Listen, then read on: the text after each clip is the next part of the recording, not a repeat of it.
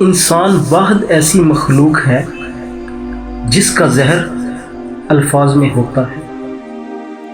انسان کی اصل موت تب ہوتی ہے جب وہ کسی کے دل سے نکلتا ہے۔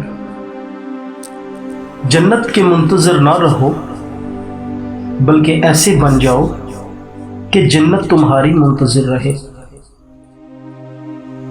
تین چیزیں انسان کو اللہ سے دور کرتی ہیں: اپنے اعمال کو زیادہ سمجھنا، اپنے گناہوں کو بھول جانا، اپنے آپ کو سب سے بہتر سمجھنا۔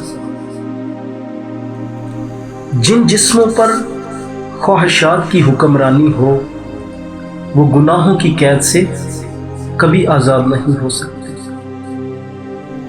جب انسان کی عقل مکمل ہو جاتی ہے تو اس کی گفتگو مختصر ہو جاتی ہے۔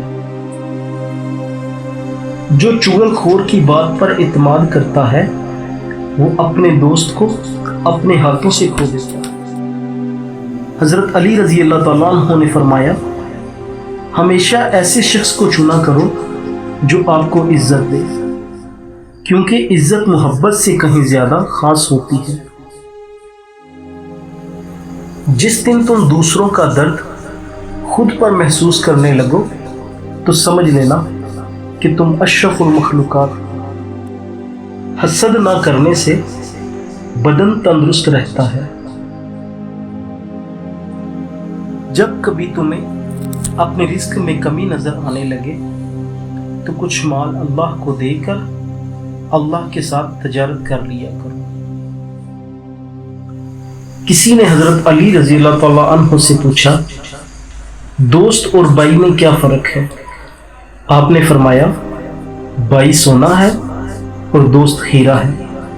اس آدمی نے کہا، آپ نے بائی کو کم قیمت اور دوست کو قیمتی چیز سے کیوں تشبیہ دی؟ تو آپ نے فرمایا، سونے میں اگر دراڑ آ جائے تو اس کو پگھلا کر بالکل پہلے جیسا بنایا جا سکتا ہے، جبکہ ہیرے میں دراڑ آ جائے تو وہ کبھی بھی پہلے جیسا نہیں بن سکتا۔